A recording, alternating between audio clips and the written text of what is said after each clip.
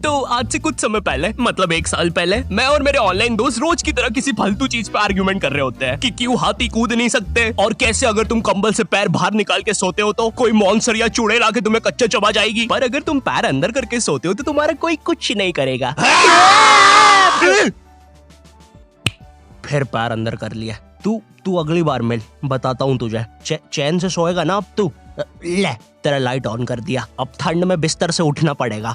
ले तेरा पंखा भी ऑन कर दिया अब तो ऐसी किसी बात पे आर्ग्यूमेंट चल रहा होता है, तो उसी बीच न जाने मेरे दिमाग में क्या आता है और मैं बोलता हूँ, तुम लोग अच्छे लोग हो, हमें मिलना चाहिए। ये सुन के भैया सन्नाटा मच गया। हाँ क्या बोला तूने? आयु तुझे पता है ना ऑनलाइन दोस्त कभी मिल नहीं सकते। इनफैक्ट ऑनलाइन दोस्त जैसी तो कोई चीज ही नहीं होती, हम सब तो रोबोट है। आयु तू हमारा दोस्त हो ही नहीं सकता, हम जा रहे हैं। फिर उन लोगों ने एक दूसरे के गले में हाथ डाला और न जाने क्यों गुस्से में डोरेमोन का थीम सॉन्ग गाने लग गए, वो भी तमिल में।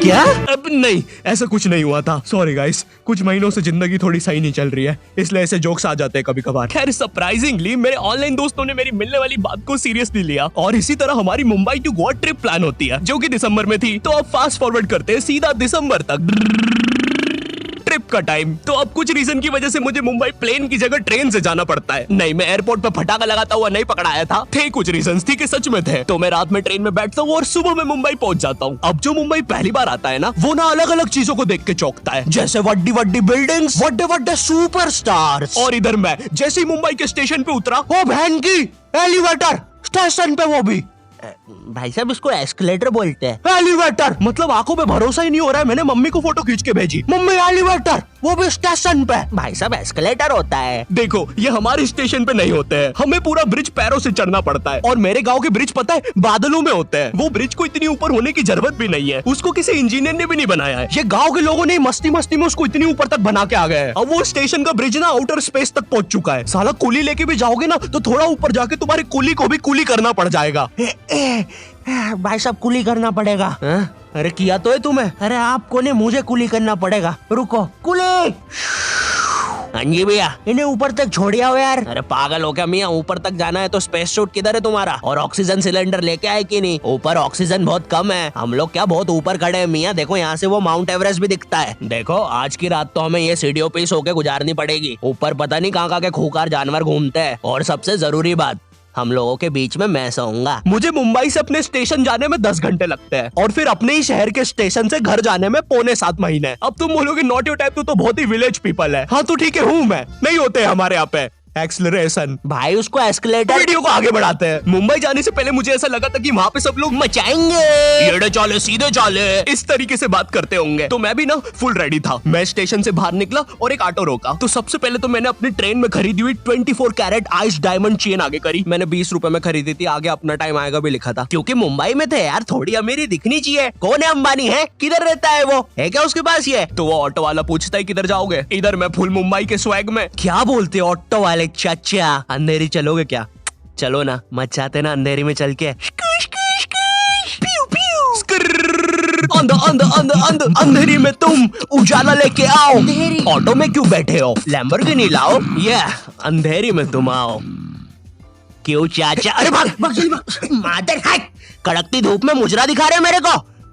अभी भी ज्यादा दूर नहीं गए, ऑटो से चीप सकता हूँ। हम लोग हमारी मुंबई के अपार्टमेंट आ जाते हैं, वहाँ पर थोड़ा सा रेस्ट करते हैं, क्योंकि स्टेशन से अपार्टमेंट तक तो हम भगते भगते आए थे। वो ऑटो वाला पीछे पड़ा था ना। क्यों पीछे पड़े हो हमारे? जाओ ना। नहीं मजाक कर रहा हूँ। 700 रुपए की टैक्सी करनी पड़ी थी अपार्टमेंट तक। 700 रुपए की। 700 रुपए पता भी है कितने होते हैं? 700 रुपए में पता है तुम मुंबई में क्या क्या कर सकते हो? तुम कर सकते हो 700 रुपए में तुम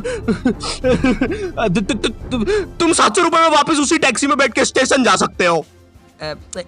भाई साहब मैंने 750 कर लिया है रेट। कितनी महंगी है मुंबई। तो अब मैं और मेरा दोस्त डेस्क, हम लोग हमारे बाकी 2 दोस्त से पहले आ गए थे। तो अब हमारे पास कुछ करने के लिए नहीं था। तभी मुझे मेरी एक फीमेल फ्रेंड ने मॉल में मिलने बुला लिया। तो हम लोग जाते हैं मिलने, वापस 700 लगा के।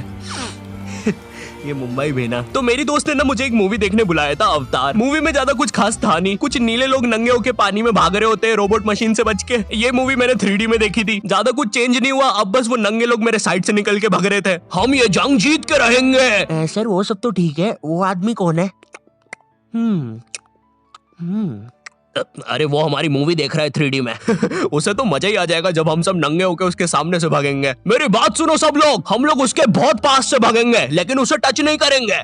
जिमी मैंने तो अपने हाथ भी गीले कर लिए सूसू से। जैसे ही मैं नंगा होकर उसके पास से भागूंगा अपने हाथ उस पे लपलपा दूंगा, चीटों से उसे लगेगा मूवी और रियल है। मेरी जिस फ्रेंड ने मुझे मॉल में बुलाया था उस दिन उसका बर्थडे था और मैं इधर बेशरम बेहया खाली हाथ गया था, बिल्कुल उस लेंडू बच्चे की तरह जो बर्थडे पार्टी में खाली हाथ आ जाता है। फ्री का नमकीन और केक दे दो बस उसे। तो ये बच्चा इधर मैं था। चीजें अभी इधर खत्म नहीं हुई हैं। उस बंदी ने फिर मुझे गिफ्ट दे दिया।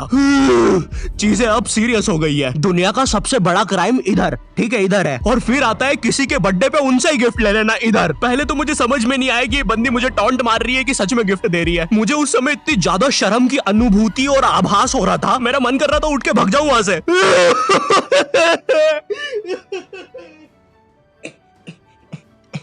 अरे वो बाहर बहुत गर्मी है ना, इसलिए मैंने सोचा स्प्राइट पी लूं आके। और पेरी पेरी फ्राइज भी मेरे फेवरेट है। देखो अगर उस टाइम मैं चाहता तो अपने पीछे वाले जेब से बटवा निकाल के एक 50 का करारा नोट और 1 रुपया लगा के बड्डा लिफाफा बना के उसे दे देता, लेकिन मैं कोई 80 साल का दादाजी नहीं हूँ और वो भी मेरी पोती नहीं है, तो अब मैं कुछ कर नहीं सकता था। इसलिए मैंने बेशर्मों की तरह उसका गिफ्ट ले लिया और कमियां भी निकाल रहा हूँ। घड़ी तो अच्छी लाई हो तुम, लेकिन फास्ट ट्रैक की लाती तो अच्छी है घड़ी। इस ट्रिप पर ना हमारे बहुत ज्यादा पैसे खर्च हो गए थे, इतने कि मैं अपने बेसमेंट वाले बच्चों को खाना तक नहीं खिला पा रहा हूँ। मेरा नाम है बुबली बंदर, मैं इंसानियत पे कब्जा करने आया हूँ, तो चुपचाप अपने घुटने।